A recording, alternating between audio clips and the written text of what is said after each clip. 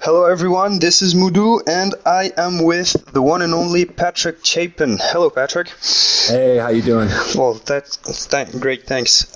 So Patrick Chapin is one of the best players in the game all around history, the world, anywhere, you name it. You have done just a lot. You're too kind. Yeah, I'm not. You deserved it. You've done so much for the Magic community, for the game. I don't even know where to start, so I'm going to let you start. What can you tell us about yourself? I guess I'm a game designer, an author, and a professional card player. First and foremost, my Magic accomplishments include, 5 Pro Tour top 8s, including a win in Atlanta last year, and a finalist in the World Championships twice, and a vintage Type 1 World Champion. I guess Magic Hall of Fame is the main thing. Yeah, of course. Well, that's a lot. I'm not sure that everyone is going to accomplish as much as you in a lifetime, but like making decks like Next Level Blue and Grixis, a lot of different Grixis decks and 5-color control decks. Yes, and, you're one of the Mono Red Dragonstorm.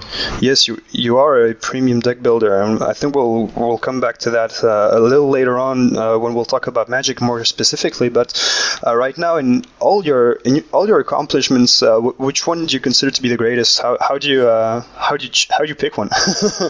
I'm not sure. I guess there's sort of 2, but they come from different sides.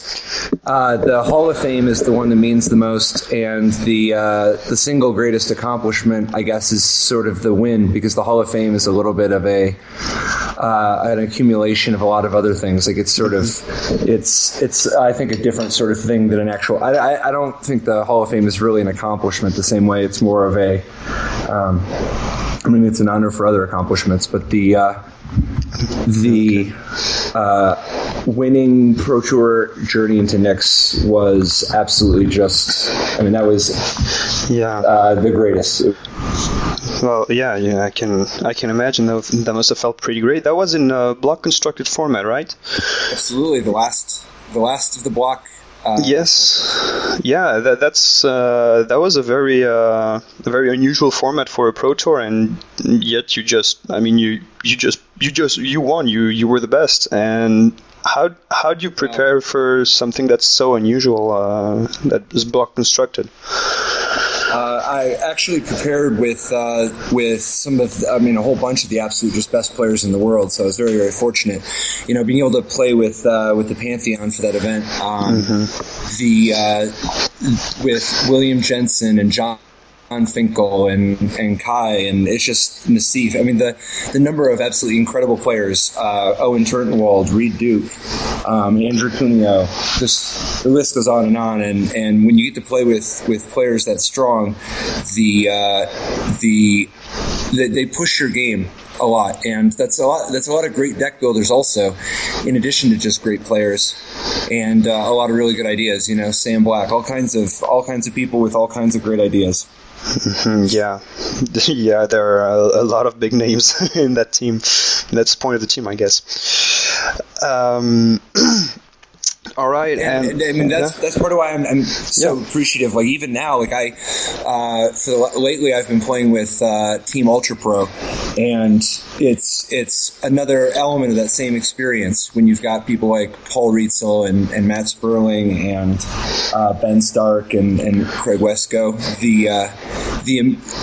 The opportunity to be able to play with people you can only be as good as the people that you play with. You really got to try to push the people around you to be as good as possible, so that they can continue to help your game get better.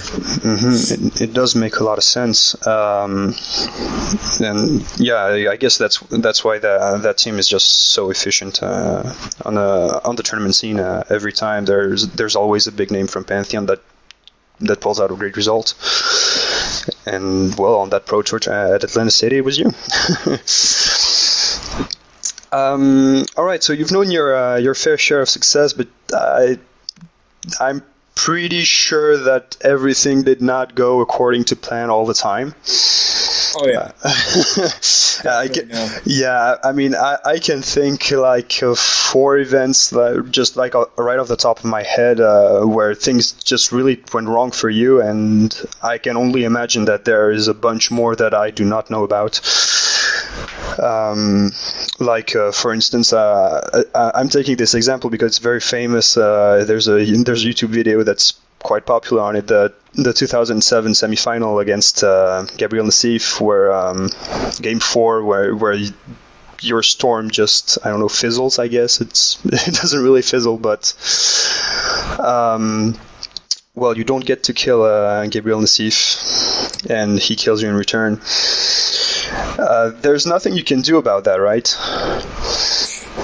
Actually, so it's funny you should mention that, because after I went back, later I realized I could have played that game slightly better. Oh. Earlier in the game, there was a turn where I played a Spine Rock Null and got to hide one of my cards. Yes. And I put down a card. It looked like none of the cards mattered. Like, out of the 4 cards I got to look at, it looked like none of them were going to matter. But I didn't realize if I would have took the ritual, if I would have took the Rite of Flame and put it under the Spine Rock Null, it would have increased the storm count by 1. Oh. And so I actually would have won if I had made that tiny little decision. It looked like it wasn't going to matter. Mm-hmm. And I should have thought about it more. It's really, really hard, but it is clear I should have took the Rite of Flame earlier, because the chance that it matters is more likely under that circumstance. So I actually could have done something different, you know? Okay. That's actually was a very powerful lesson for me, is even when it seems like you get really unlucky, you know, and in the finals of that tournament, because actually I went on to win that match against Gabriel Nassif, so it wasn't that bad, but the finals, when I ended up losing there, I could have played a little bit better in one of the games and given myself better chances there as well. In my experience, there are a lot more games that you can give yourself better chances than people realize. All right, and I mean, for this one there was a video coverage, so I'm guessing it was easier to go back to that game, watch the video, and think back and think just, well, yeah, I could have done better. But sometimes there is no video coverage of you playing. How did you do that? Yeah, most of the time. But the way to do that is after every playtest session, after every day in a tournament when you had any losses, go through all of your losses and figure out if there's anything that you could have done to give yourself chances at all. Instead of trying to say, oh, I could not win, there was nothing I could do. Instead, figure out anything you could have done to get any chance at all, and learn from that.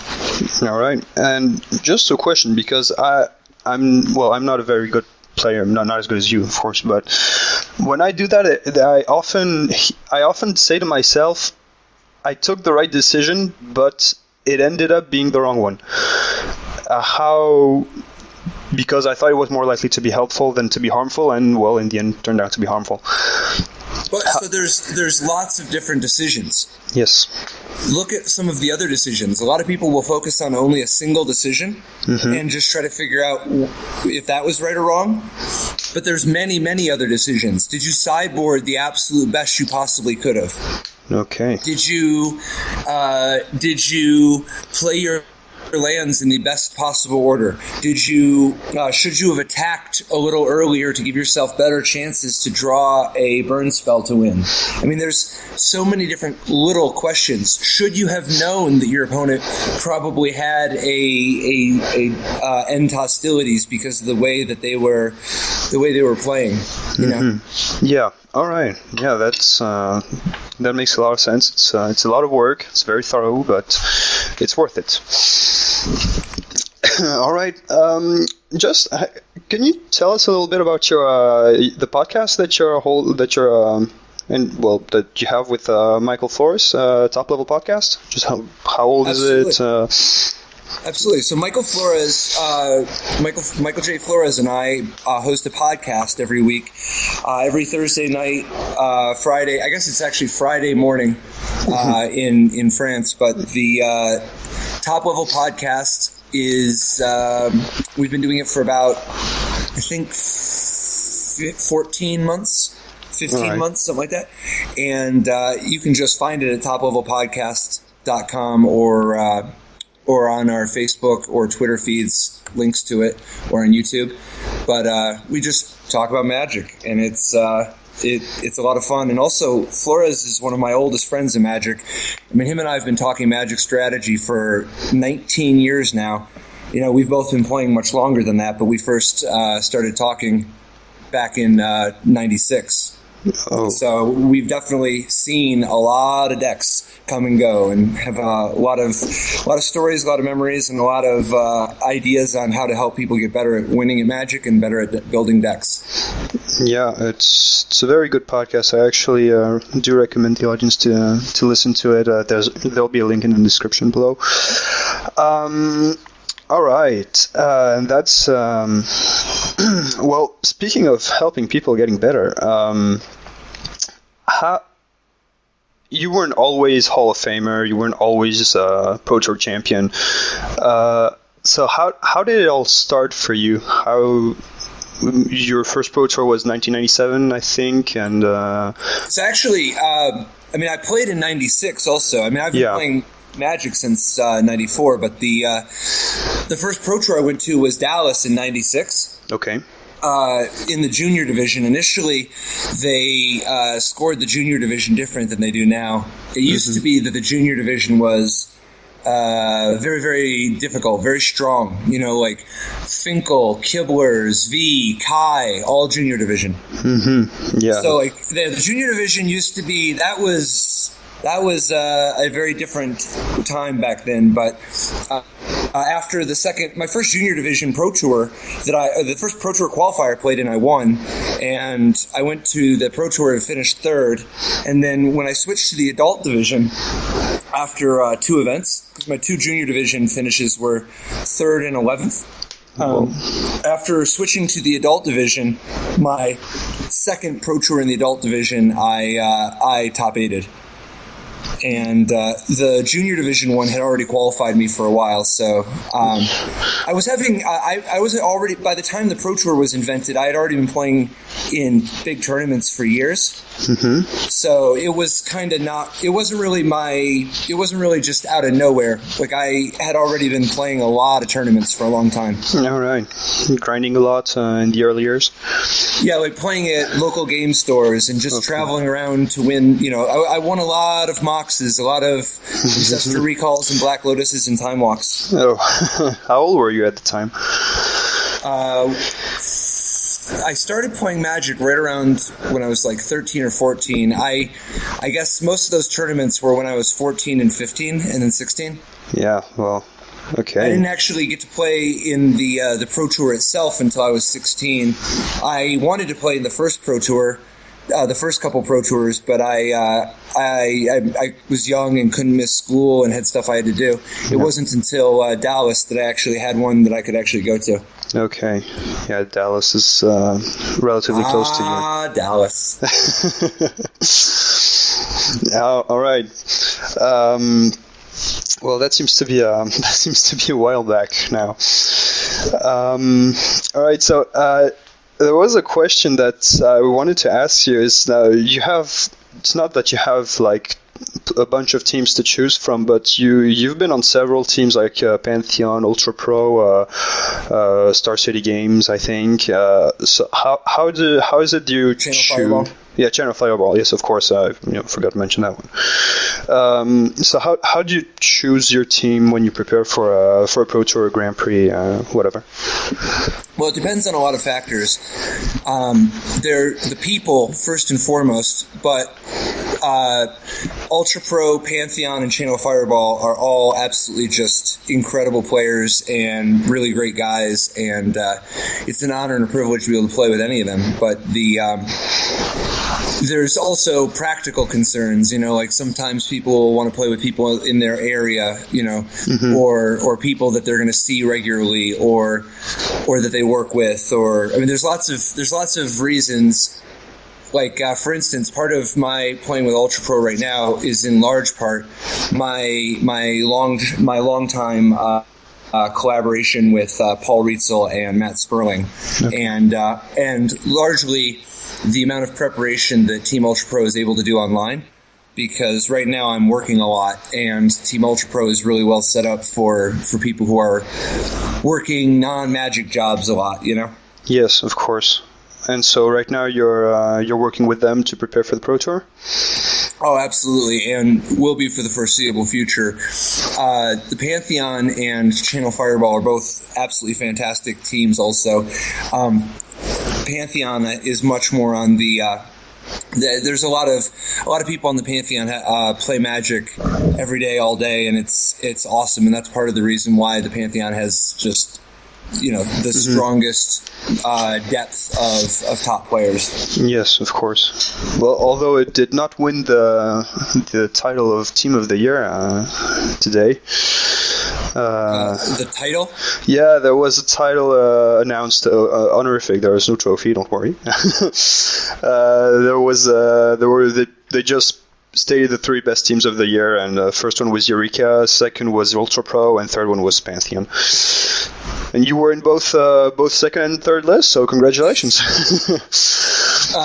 Who made this list? I'm not sure. I kind of just popped into that moment, so I don't know who voted for those lists or how they counted the points. Maybe it's the pro points earned by the team over the course of 2015. I'm not sure. They'll probably write an article about it anyway. Was this at the World Cup? Yep. That was today, I guess 8 hours ago. Well, maybe not, because you might have been awake at the time. I don't know. I don't know exactly when they announced it, but yeah, it was today. Oh, it's interesting. Yeah, I guess really benefits a team for having a lot of members then, huh? Yeah, I guess. I'm not sure how it was decided, so no pressure. Well, yeah, I know Eureka is another very, very strong team. I haven't played with those guys, most of those guys, but they are definitely very, very strong and have put up a lot of great finishes this year. Yeah, they have. Well, all right. Well, anyway, you were in both lists, so in both second and third. So congratulations. All right. My next question is it's about your deck building. You're one of the premium deck builders in history of Magic. You've created a lot of stuff. But how and why do you deck build, actually? Why are you so creative when others just take, normal decks, I guess, with quotes around normal? Well, I guess why I deck build is kind of a lot of different... there's different sides to it. I mean, there is the... just the fact that I love it. I'm passionate about it. I mean, that's the single biggest reason I do it so much, is that I love it. It's like painting or making music. It's a beautiful thing. But then there's also the practical side. I've been building decks for a long time, and having an advantage with your deck is a big advantage in the game, and I want to win, and so I like having as good of a deck as possible. And I've always been I've always found it is naturally my style to be able to look at complex systems and make predictions and understand behavior in them, and as a result, I often will come up with a lot of different ideas for decks that that work well in the future, like for when other people build their decks. Mm-hmm. Yes. Okay. And me though, I love it and I want to win. That's a good enough reason. I think most people copy decks more often because in the short run, it is often better it's often better for your win percentage if you just copy a deck instead of trying to learn how to do it yourself. Mm-hmm. But a mixture of both can go a long way. Yeah. All right. Like in 2013, 2014 World Championships. I'm going to take an example with the modern portion of the format, but you played Blue-Red Delver, which was kind of the hype deck at the moment. So, I mean, you don't deck build all the time either. You don't use. Well, actually, I actually consider that one to be one that Paul Rietzel and I built. Oh. The Blue-Red deck we were playing was not the same that people were playing in tournaments. And now everybody went on to copy that version, mm-hmm. but at the time it was a fair bit different than a lot of what other people were playing. But we didn't need to reinvent the wheel. We're not trying to do it different just for the sake of different. We just looked at all the different concepts that seemed appealing, and sometimes that ends up being close. Like, for instance, for that tournament, we played Abzan. That's the one where we were very much playing a deck that wasn't very far from the norm. Like, I played Abzan almost that entire year. And I'll play whatever wins. Sometimes you get fancy and play Abzan when everybody else is playing Naya and Esper and Sultai.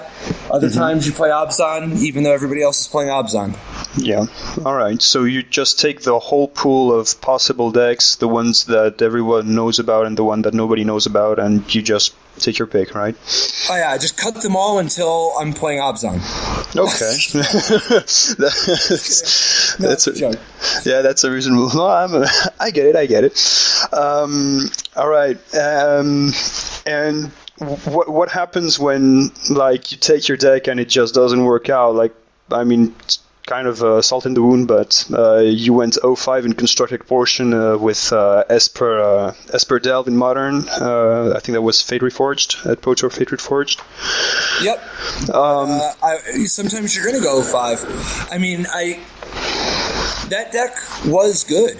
It could have been tuned better, but it was still there was a lot of good there. It was an unfortunate combination of I wasn't playing very well, I wasn't feeling well, and the deck could have been tuned a little bit better. But overall, even though people were laughing at the time about Gurmag Angler and so on, I think history has shown that the concept was the right one. Of course it did. That's what I actually learned like 6 months later that you went 0-5, and to me it didn't strike me as being possible. No, it's always possible. No, of course it is. That's the thing. With Magic, sometimes you can have the best deck and not win.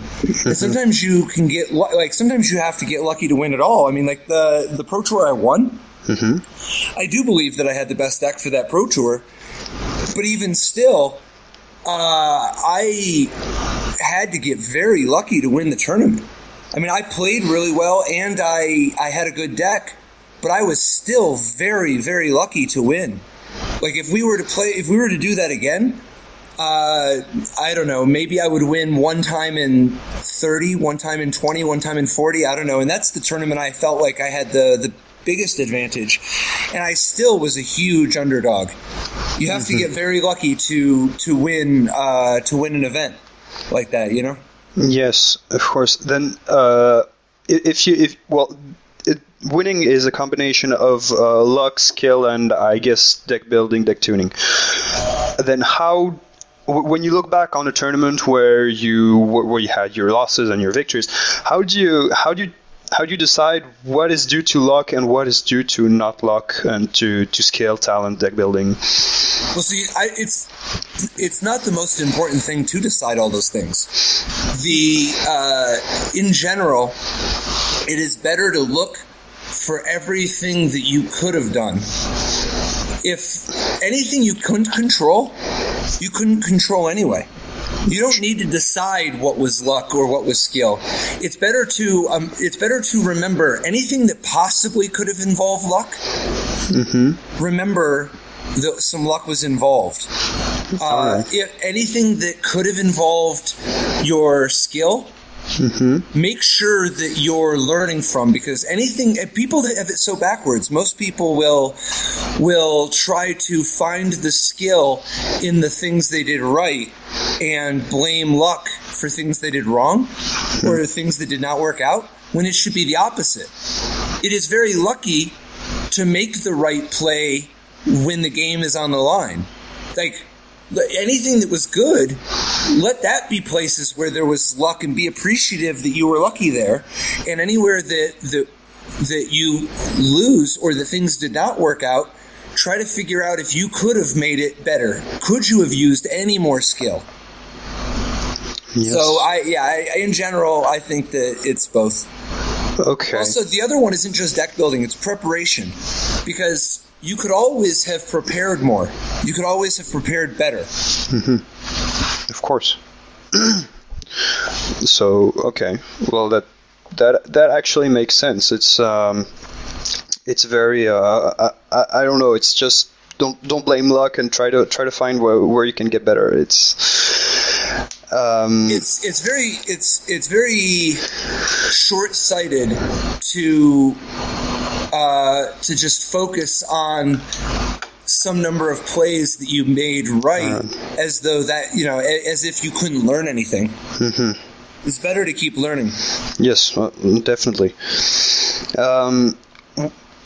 Speaking of learning, when you walk around, I'm guessing you're in contact with a lot of other deck builders who are trying to maybe not follow your footsteps, but also trying to place their own fingerprint on their deck. What would you say is the biggest mistake people commit what is the biggest flaws they have when people start deck building, creating stuff of their own? That is a really good question, because this is a big subject. I mean, I wrote a book on the entire subject. Yes, you did. So wide of a topic. I guess I would say the single biggest thing that people do wrong is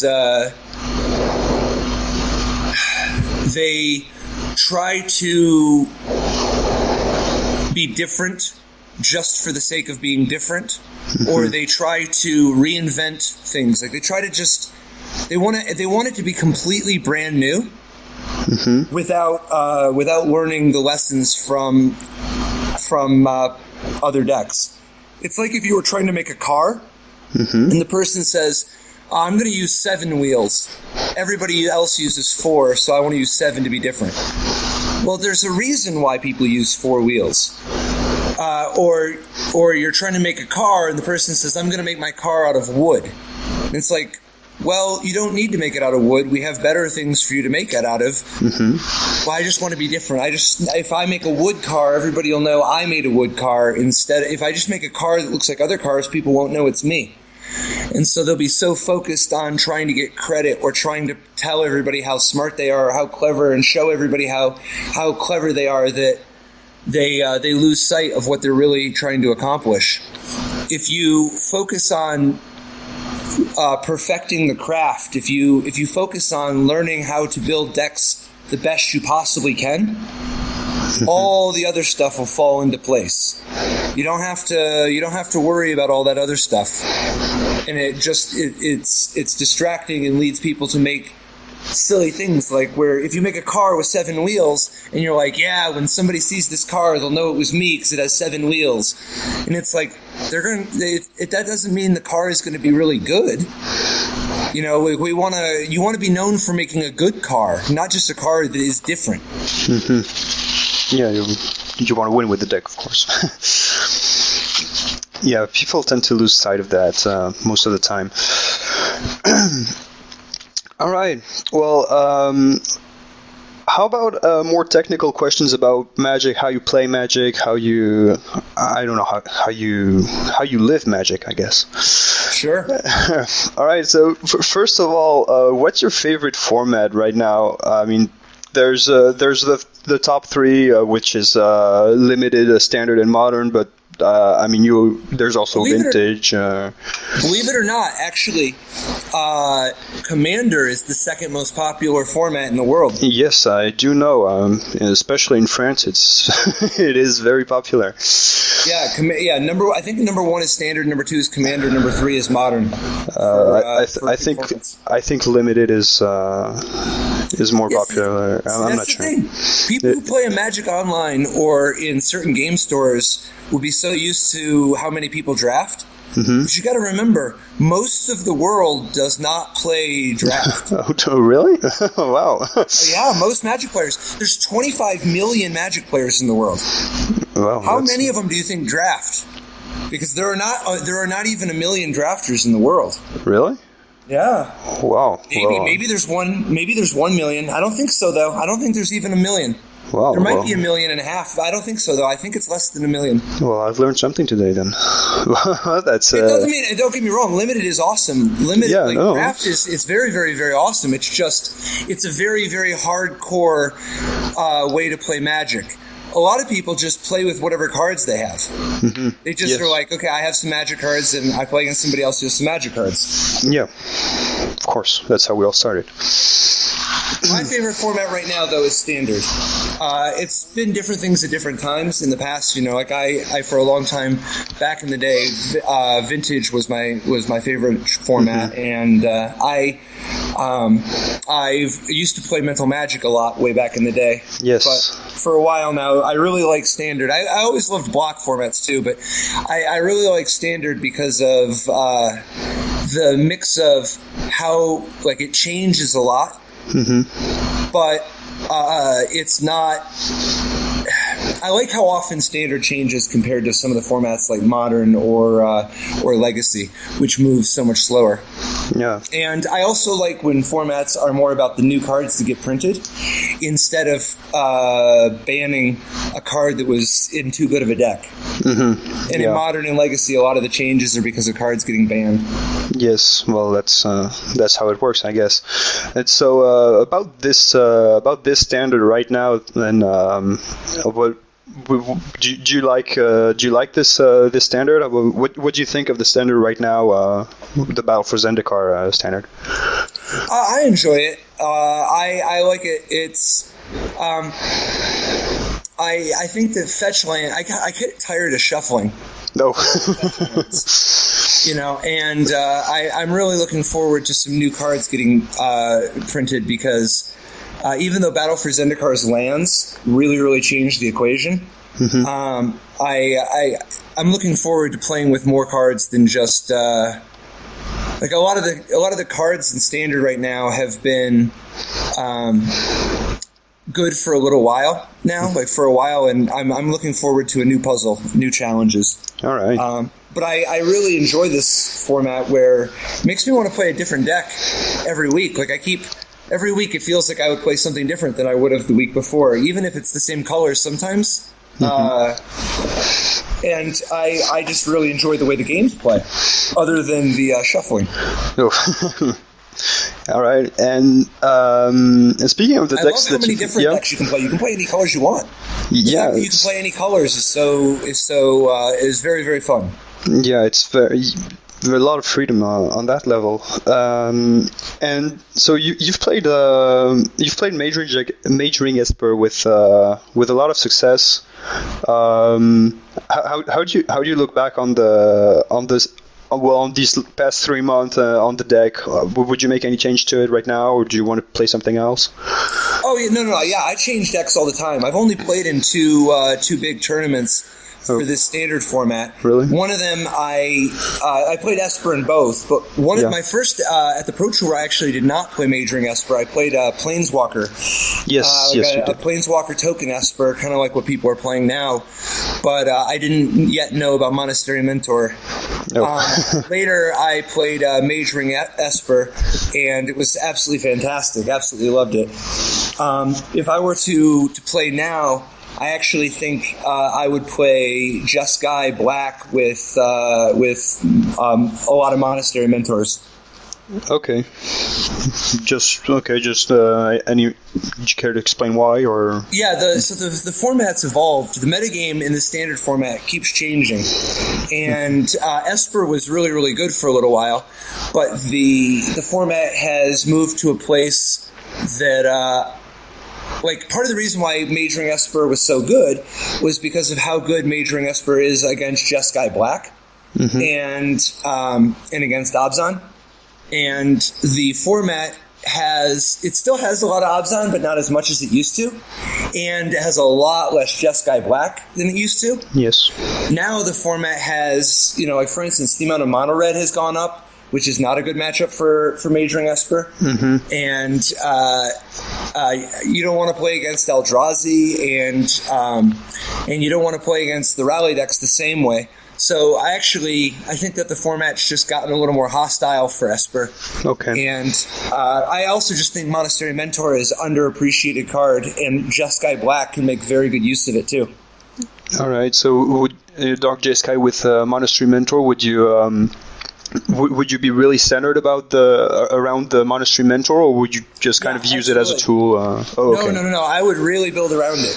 Okay. Like, for instance, I would play with more card draw than most Jeskai, more card draw than most Dark Jeskai decks play. Like, I could see playing like maybe 2 Painful Truths and 3 Dig Through Times, or 3 Treasure Cruise. Okay.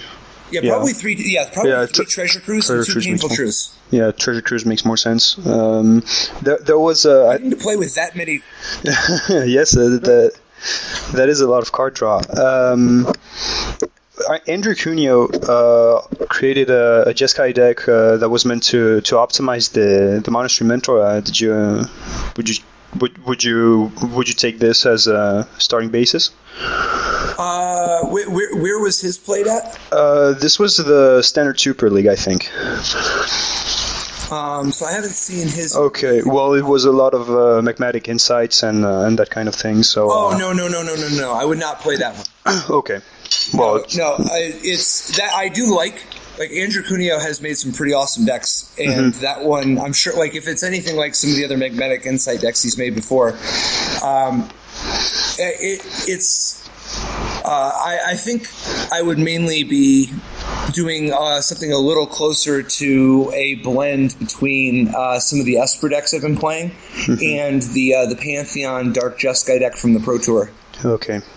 Yeah, that's okay. That seems that makes sense. I can picture it. All right. Well, I'm looking forward to to hearing from this deck. I hope you'll be playing it. But well, I guess there's Oath of the Gatewatch that's coming up right now, so maybe you'll have to change your mind. All right, so if we shift formats and go, let's say, to modern, you've made a lot of creations for modern, like there was the Esper Delve, of course, but I particularly like the Temur Prowess. Which one was your favorite? Ever in modern? I mean, yeah, sure. I guess the blue-red Treasure Cruise deck that I played at the World Championships. Okay. Led to, that was just before Treasure Cruise got banned. Yes. It was fun just playing so broken of a deck. I mean, that deck was. Yeah. I don't know. It was crazy strong. So I guess that is my favorite modern deck in recent times. Okay. Nowadays though, I'm really excited about getting a chance to play modern coming up in Atlanta. Okay. There's been a lot of cards printed in the last year for Modern, and I'm really excited to get a chance to kind of build with a bunch of them. All right, so you're gonna create a new deck for the Pro Tour? Maybe. I'm going to test some new decks to be sure, Mm-hmm. but I'm going to play whatever is the best. Of course. You know, like I've played Splinter Twin at a Pro Tour. I'll play whatever. Okay. Well, if you've played Splinter Twin, then you're likely to play anything. I'm willing to play whatever the most boring, basic, normal deck is. You know. Okay. Like, I'll play Affinity. I'll play Splinter Twin. I'll play. It's hard for me to wrap my mind around wanting to play Tron, but in theory, I would play Tron. Okay. Yeah. Well, it's not such a bad deck. It's a great deck. It's just the antithesis of what I stand for. Okay. Do you want to expand on that, or? No, it's been a long-standing joke. I've been a love-hate relationship with Tron for a decade. I like Tron when it's a very small surprise thing. When Tron is good regularly, I think it can be kind of bad for Magic because it's a lot of the games with Tron. You don't get to play this. You don't get to play the kind of Magic that I enjoy, and there's so big of a swing of whether or not you just draw the right mixture of the Tron pieces or not. There's lots of skill in the games and in the matchups and in the deck building to play everything. It's just some of the swings and some of the battles of what is important when you're playing games with Tron. It's not the style that I prefer as much. Like I don't have as much advantage as I would in a lot of other formats. So I like to joke about it. Okay. All right. Have you given any thoughts to the ban list update that might occur in January for the Modern? Yeah, I'm not sure what's going to change, but I would hope that they change something just to help mix it up. You know, but I don't know. I don't think anything necessarily needs to change, but it might be.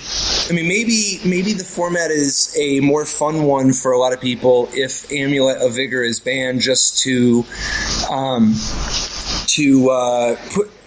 take away some of the pressure on people to play hyper fast combo or disruption, and. Although I don't know, I'm skeptical because I just don't think Amulet is as good as people say it is. I haven't really had a lot of trouble beating Amulet, but I know that the popular consensus is that Amulet is too much. I don't think that I think it's just really fast. I still would like to see Bloodbraid Elf unbanned, but maybe I'm a maniac. Well, yeah, that seems. Well, I don't know. I don't know if they're gonna do it, but I don't believe in that unban. All right. I would love to have Bloodbraid Elf. Yeah. Flip up. Put Bloodbraid Elf in the Teamer Prowess deck. Oh, that would be fun. Yes, it would. I mean, I guess there are more broken things you can do with a Bloodbraid Elf than played in the Teamer deck. I mean, flipping Liliana with a Bloodbraid Elf seems it just seems as good as it was before. Okay, well. Let's hope that your deck building won't be impeached by the ban list. I think it can only be helped. Any amount of changes to the ban list that just mixes things up, you know. Okay. And that's an opportunity for a deck builder. All right. Well, that's okay. That's a good way to see it. So now, if we talk about the sealed format, the Battle for Zendikar sealed. How have you enjoyed it? It's been very particular. I've heard many different opinions about this format. What is yours? It was fun. I didn't play it as much as I've played some of the other formats because I think it's a little gimmicky. It's not too much though. It's a fun format, and I would want this to be part of the. I like this being a way to play limited some of the time. I think that the format is very, very hard. It's very skill testing. I found it to be a very, very challenging format, and I think a lot of people can get frustrated at just how hard it is. But I definitely enjoyed it. All right. So you'd rather draft the format? I don't know. I like a variety. I like not all limited formats being the same. Okay. So even though I like ones that are less build around, like this in this format, you very much want to have a theme in a lot of the decks, and you don't always play the same kind of just normal Magic. Like you don't normally like. It's important to draft the right kind of deck in this format. It's important to draft, like if you're going to draft black-white life gain, the cards that you pick are very, very different from the black cards that you would pick for your black-red Eldrazi deck. Yes, your black-red Devoid deck. Mm-hmm. Yes, that's it. Now, my explanation for that was that the power level in some sort of the cards in this set was so low that you needed to rely more on the synergies than on the quality of the cards, and that's why the cards were so different from one deck to another, because the synergies are just not the same. Yeah, the synergies are a big part of it. The only thing that I found disappointing, that I think is why I don't consider the format to be an A, is green is just too weak. Yes, it is. And that makes it a lot less interesting when one color is so much weaker. I guess it's. Are you which side are you on? The Owen Turtenwald side, where you just never ever draft green, or are you willing to start drafting green if it's clear that it's open and that there are a bunch of good cards and that there's a clear opening for the color? At the Pro Tour, I joked a lot about how there are only 4 colors. No. But everybody was just like, that doesn't make any sense. You pick that Tajuru Warcaller over anything. Mm-hmm. You're picking the Warcaller. You said you're never going to play green. And I said, I'm not going to play green. Tajuru Warcaller, if somebody passes me a Tajuru Warcaller, that's a signal that I should move into black-white. And then I would play black-white allies and just I would have green mana to support the Warcaller. Okay. And of course I would pick up some green allies, but the only green cards I would ever pick are allies, because I'm going to play a whole bunch of colors. I'm not going to pick green cards. I stay completely away from any of the normal green cards. Okay. Except I would pick some of the mythic rares, like the Woodland Wanderer. Okay, yeah. That's the same thing. Woodland Wanderer is just a good signal that I should move into black-white. Okay. That's a way to see it. Okay, yeah, that's... So I'm not sure which side that is. No, it's... I picked Tajuru Warcaller, and I don't ever play green. Okay. I just always play Warcaller. Okay, yeah. Yeah, that's okay. Yeah, the limited section of Magic is paradoxically the one that is the more subject to luck, I guess, and yet it is the format where you can see who's the best at Magic. What do you think about that? You can see who's the best at Magic? Yeah, just understand the game better, I guess. In limited? Yeah. Why? I don't know. I just realized that most of the very good players in the world were just insanely good in limited, and it's it's more something you observe than something that you demonstrate, but that's just the way I saw it. Oh yeah, I don't know. I guess I don't. I don't think that. I mean, I don't know. I don't think it's so straightforward of a comparison. Like, do you think that Yuya Watanabe is a good player? Yes, I do.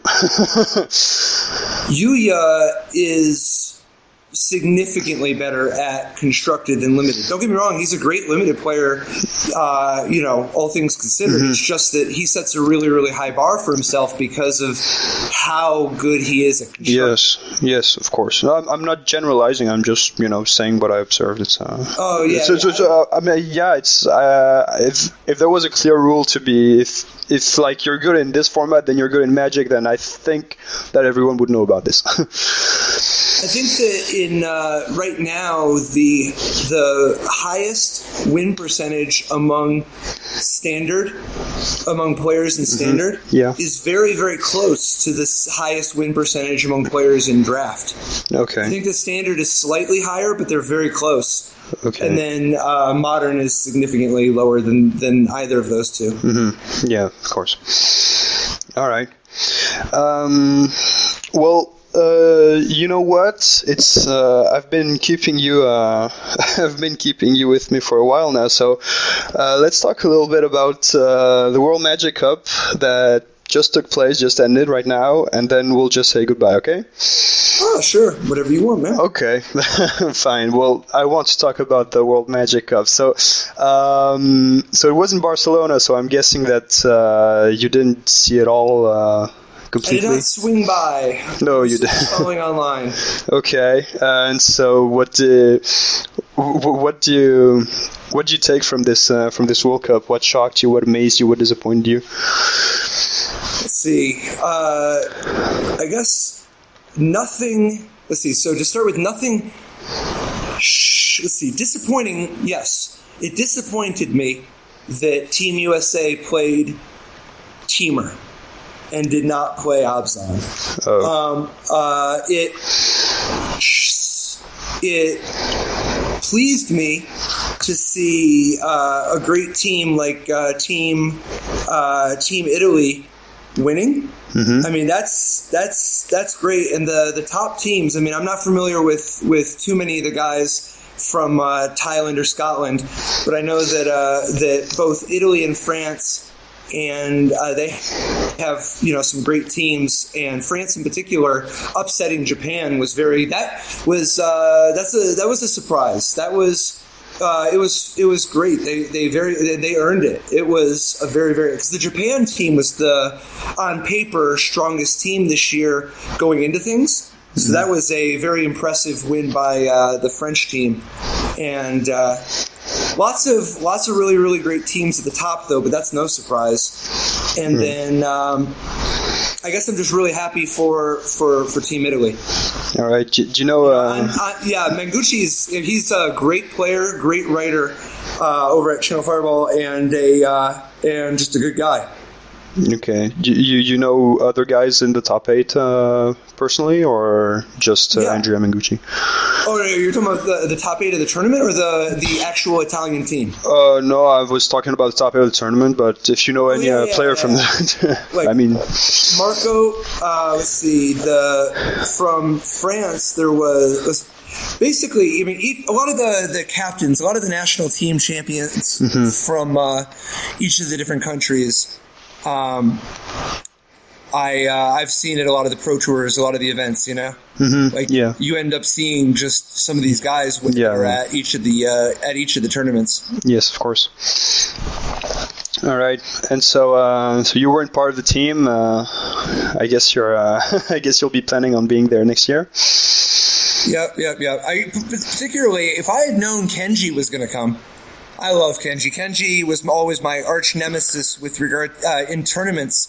Back when Kenji was playing a lot, every time for some reason, every time I would play him in tournaments, he just, I mean, part of it is he's one of the best players of all time, but he was always my kryptonite back in the day, and it's great to see him on Japan's national team. Yeah. Well, it's it was a big comeback for him. All right. So I just have one question for you, very personal, and maybe I'll get it wrong. So just tell me if I'm out of line. But the commentators, Marshall Sutcliffe or Brian David Marshall, for instance, often say that your life goal is to be world champion. So is that right? I mean, I have a lot of goals in my life. Sure. But yeah, ever since I was a kid, I've wanted to be the world champion at Magic. And I've come close twice, and I still have further to go. Yes. I mean, there's a lot of different goals, but the World Championships is something I've been questing after for over 20 years. All right. Would the World Magic Cup title with Team USA in 2016 be a good substitute for that? No. They're different. They're very, very different experiences. I know, but it's just okay. So the World Magic Cup is a very different sort of event. To begin with, it is the most inversely proportionate U.S. event. Winning the U.S., like, to get onto the Magic World Cup team, like the national champion, being the national champion of the United States is much harder than some of the countries that don't have as many players, just because of the number of other pro players. You know, like right now, half of the top pros roughly are from the U.S., and as a result, the winning it's much more, it's a thing on top of being player of the year, unless you just want to go to all the different World Magic Cup tournaments. And right now, playing in the qualifiers for the World Cup is, I got to pick my spots, and the World Championships itself is the one that I'm more focused on for the time being. Okay. But it would be absolutely an honor. I'm hoping, though, I miss the old national championships, and I know that for most countries, the World Magic Cup system works better. But for the United States, it really did work. And I think the same might be true for France and Japan and Brazil. Having, like, some of the really big markets, the ability to have a real national championship is a really, really cool piece of Magic history that's missing. But I think I'm going to be really focused on the individual World Championship this time. Okay. So how do you have a strategy to get there on 2016, or how does it work? Do you plan on winning a Pro Tour? Have being best player? The best. I mean, the easiest ways to qualify are probably with just getting enough pro points or winning a Pro Tour. So I'm gonna just keep doing that. So far this year has been, things have gone reasonably well this year, and I'm hoping to continue to build on that. In Atlanta. Yes, of course. All right, and so that brings me to my question. So what's next for you? So there's Atlanta, and is there what's after that? Yeah, I mean, both before and after. I mean, I'm going to be going to some Grand Prix. Yeah, just some Grand Prix tournaments, but mainly the Pro Tours are the big ones for me. Okay. I'm going to be going to Grand Prix as well, because I want to try to qualify for Worlds, and you got to get enough pro points. Yeah, of course. But I'm also just doing a lot of stuff with, like, next level Magic, next level deck building, and doing and a lot of video game stuff too with Direwolf Digital. So I'm a lot of different things going on, but I'm really looking forward to Atlanta to play some Modern. Yeah. You seem to be very busy right now. How do you manage to keep it all together with Magic, work, life? How do you do this? Because I'm not 100% sure that balance is the I don't know that my strategy at the moment is the most balanced. Okay. But at least I don't sleep that much. Oh. Yeah, okay. Okay, yeah. No, I'm just kidding. I like having a diversity, a variety of experiences. So I move from one thing to another and kind of cycle through them all. Okay. But I also am very fortunate to be surrounded by so many super smart people that can teach me so much and show me a lot of stuff so that I can save time not having to ramp up on everything. Like, there's a lot of times where I can make up for not getting to practice as much as I used to by having good conversations with strong players who are. Okay, yeah, that's that is a big edge. Okay, well, I think this is going to be the end of the interview. Thank you very much, Patrick, for being with us. Hey, it's been a pleasure. Well, I wish you the best of luck for this year and the ones after that. I'm pretty sure you'll qualify for the World Championships, and one day you'll eventually win it, because third time's the charm. So you can. All right. Well, I was just gonna say goodbye. Would you like to say anything that I forgot to ask you about? Nah, it's all good. You're all good. Yeah, it's been fun. Check out Top Level Podcast, Star City Games, and I guess keep having fun. All right, that's good advice. All right. Well, thank you very much, Patrick. See you. All right, take care.